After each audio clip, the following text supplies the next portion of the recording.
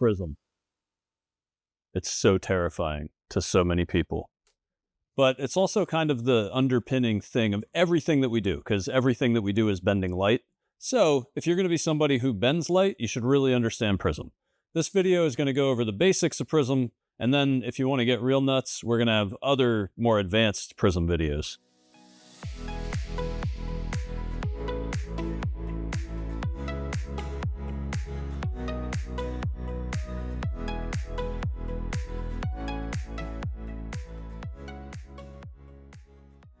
What is Prism? And in its simplest terms, it is a measure of a bending of light.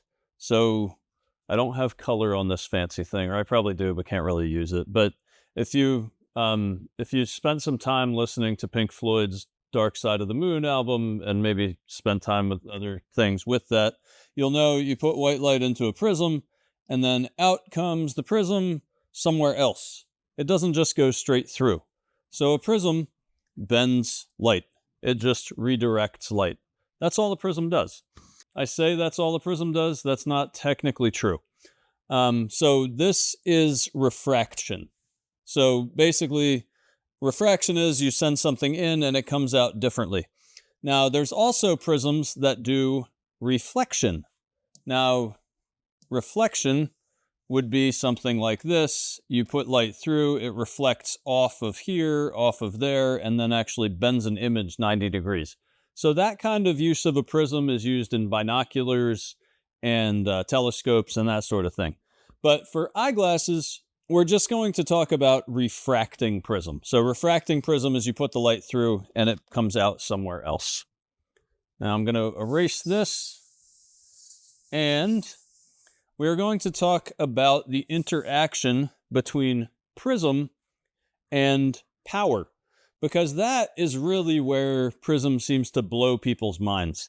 So I'm going to draw a lens, a focal lens. So this would be a plus lens, and a plus lens has what's called a focal length. And if you are dealing in diopters, so if you have a lens that's a +1 or a +2 or a +3 or a +4, that lens, the focal length of that lens is the inverse of the diopters in meters. Now, this is all important for Prism. So let's say that we have a 4-diopter lens. What that would mean is that this lens has a 25 centimeters focal length. Now, what that means is that if I put a bunch of parallel light rays through this lens,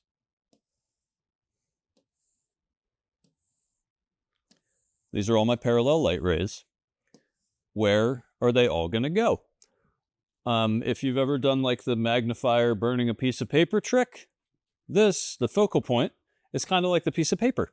So every point on this lens, now this doesn't factor in aberrations and that sort of thing. This is more theoretical. If you want to nerd out on aberrations, different video. So every single point, every single parallel ray on this lens gathers and goes through this point. Now, why is that important? Let's look. So all these rays come from all over the place. So this ray and this ray are very far apart, but once they go through the lens, they all end up here at this one point. So this lens has a focal length of 25 millimeters, and it's a 4-diopter. I'm so sorry. This lens has a focal length of 25 centimeters and is a 4-diopter lens. I've been jacking up the centimeters, but so this is a +4 lens, 25 centimeter focal length. That's 25 centimeters. Cool. Now, if we want to see how much a specific point on this lens bends light to get to the focal point, how would we measure that? Because just calling the lens a +4 doesn't tell us much about a specific point on the lens. And this is what Prentice rule is all about. So Prentice rule is distance in centimeters times power equals prism. Now, what that means is here, where we're 0 centimeters from the center, there's no prism. But as you get further from the center, the amount of prism in the lens increases to get you to that focal point. So, and as you can see, as we move from the center, the angle that is, now this is not my best artwork, but you can see that this angle to get to this point is much higher than this angle. So this angle is 0 degrees, and maybe this angle is, 15 or 30 or some other number of degrees. And every step of the way, that amount of prism, that amount of degrees that the light bends from that place is going to increase. And that is prism. So prism is the bending of light, the refraction of light, the number of degrees that the light bends from a specific point on a lens. And when we're talking about Prentice rule, when we're talking about calculating decentration and slab off and decentering prism and that sort of thing, this is the underlying math behind all of it.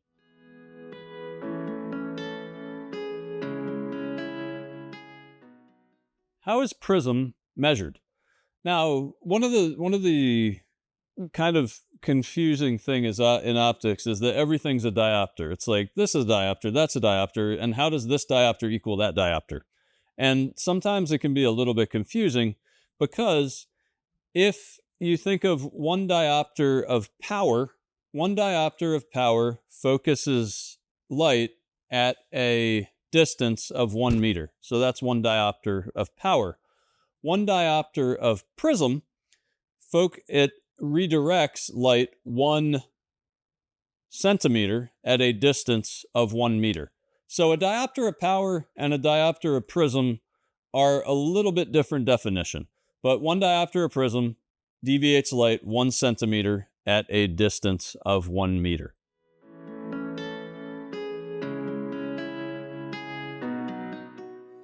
So let's talk about the anatomy of a prism. So a prism has kind of 2 parts. So you have this, which is the apex, and this, which is called the base. So that is a prism. And usually in eyeglasses, when we talk about how we're prescribing prism, we talk about terms like base in, base out, base up, or base down. Or occasionally, we'll say the base at 45 degrees or the base at 270 or something like that. And especially when we're manufacturing, we will do the base at the angle rather than the in, out, up, down. Now, what does in mean? What is in relative to? So if you have a face, which most of the people doing YouTube have faces. So we got eyeballs and we have a nose. Pardon my art. This is not a prism, this is a nose, so I'm just going to write that on there, because the nose kind of looks like a prism.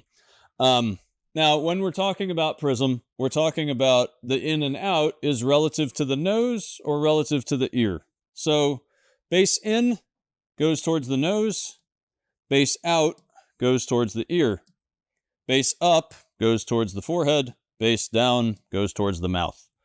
So when we're talking about prism in, out, up, down, that's kind of how that works. Now, the one thing that can be a little bit confusing is that when we talk about in and we talk about angles, the in and the angle can be different from right to left.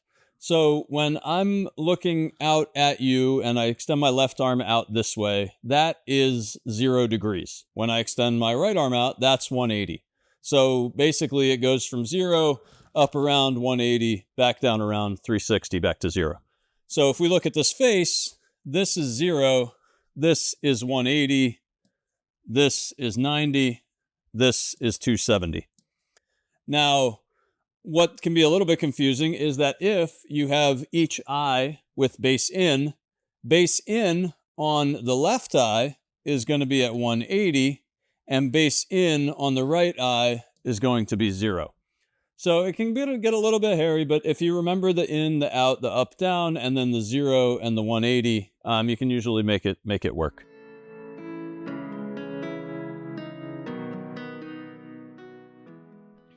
Why do doctors prescribe Prism?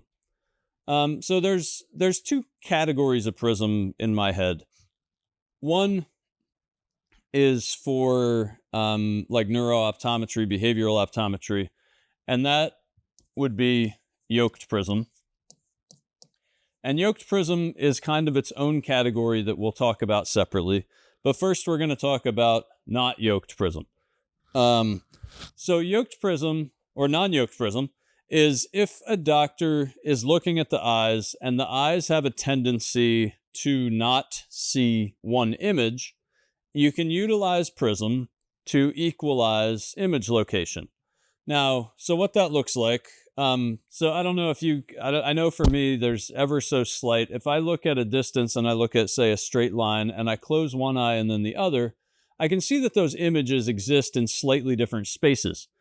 Now, when I look at the world, I only see one image. So what's happening is my eyeballs are taking those two images and my brain is saying, all right, that's close enough. We'll stitch them together and make one image out of it.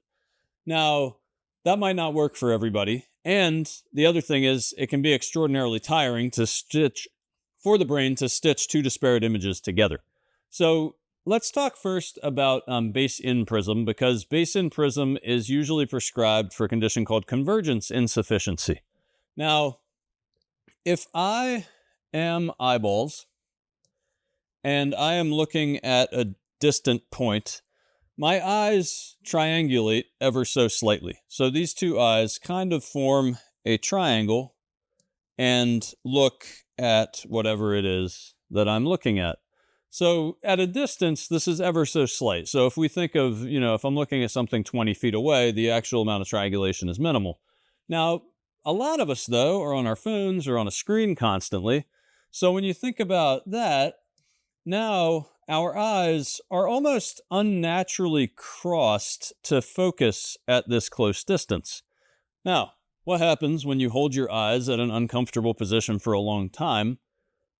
Lots of bad stuff. Headaches. Headaches are a big one. So this is a thing, is you're kind of holding your eyes artificially together for long periods of time. If you're big on reading, big on computers, and you could be doing this for 6-8 hours a day, that can be a problem. And your eyes can start to really have an issue with it. So what would happen with that is a doctor might prescribe what's called base-in Prism. And what base-in Prism does is it relieves the eyes and their ability to come into that one point. So basically what this is, it acts almost like a crutch or an assistant to converge your eyes at that closer distance. So that's what base-in Prism is often prescribed for. Base-out Prism would be if your eyes have this tendency to kind of over-drift inward beyond what you need. So base-out would kind of help you hold your gaze out. So that's base-in and out. Now, the challenge is that your eyes are very strong at working together for horizontal images. So there's a measurement, a test that doctors will prescribe, or that they'll do, called they'll measure your vergence ranges. And what that is they'll put a massive prism in front of your eye and see how strong of a prism you're capable of fusing into one image.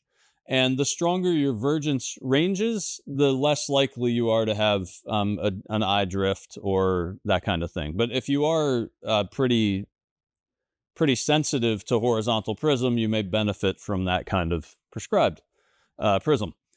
Now, what your eye is not good at is vertical prism, is a vertical imbalance. So if you look at an image across the room and you have a significant vertical difference, some patients will even adopt a postural shift to make the images seem as one. And if you think about that, if you develop a postural shift and you say walk around like this for 40 years, your body's going to kind of make some bad decisions on your behalf, and you're going to be constantly stuck in that kind of position. Now, vertical prism can help you kind of adjust that image so that you just see the one vertically. So that's when you do base up and base down prism.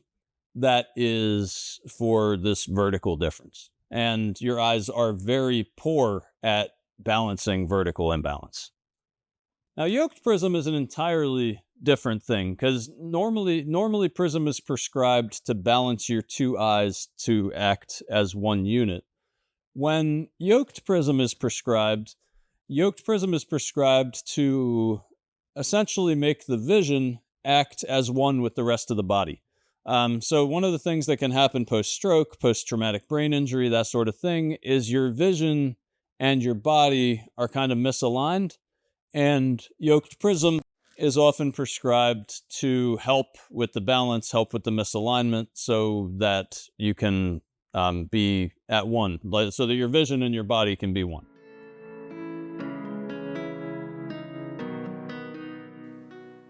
Now, prism in the optometrist's phoropter is often just on one side of the phoropter. So what they would do is they would take the left eye and leave that as is, and then bring the right eye image to meet the left eye. So let's say that the one image is here and the other image is here. In the phoropter, when they're going the 1-2 thingy, they'll just take this one image and bring it all the way up to meet that image.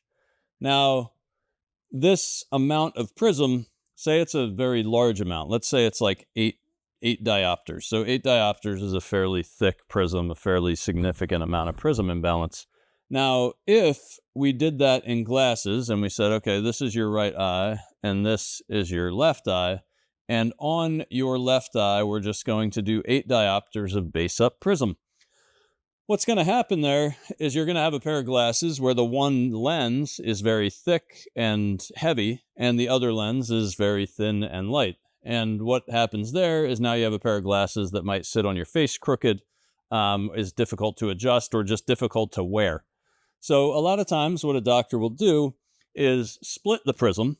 And what they'll say is, you know what, instead of doing 8 diopters base up on the left eye, let's bring the right eye down 4 and the left eye up 4. So essentially, you're creating a line where you have 4 up here, 4 down there, and you have a single image that's split in between the 2 spots. So that's what splitting prism is. It depends on the circumstance whether or not splitting prism is a good idea.